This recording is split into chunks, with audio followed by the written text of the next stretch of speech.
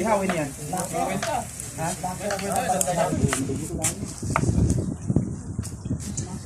Wag na yan dugo.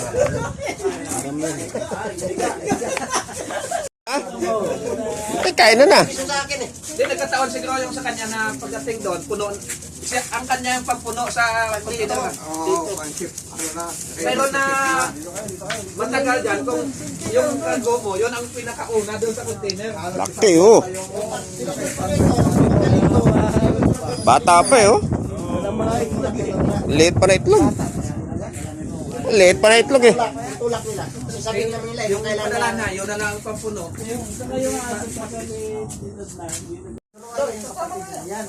Ang dami oh.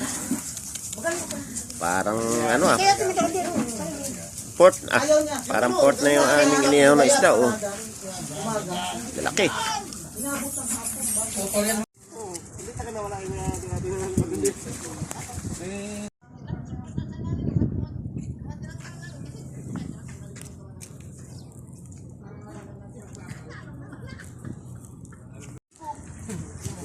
Hi guys, welcome to Hello.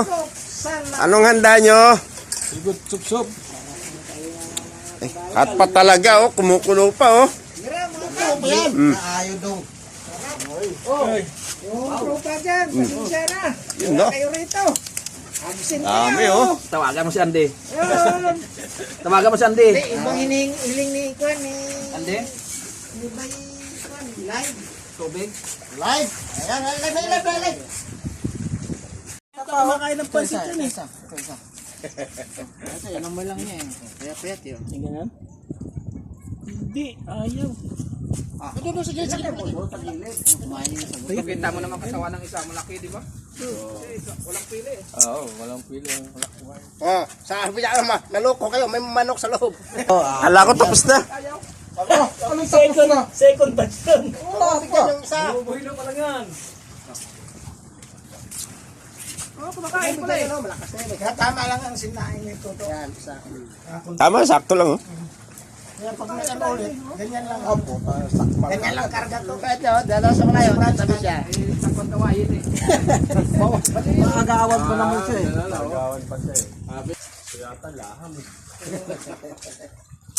Yung aso doon dati sa Sa di ba? sa ano ka pala dali pre, hindi naman pala sa munggo, sa laham. Sabi oh, ayaw kumain ng kanin, di ba? Panto, araw-araw na ito pre, 2 buwan na ako doon.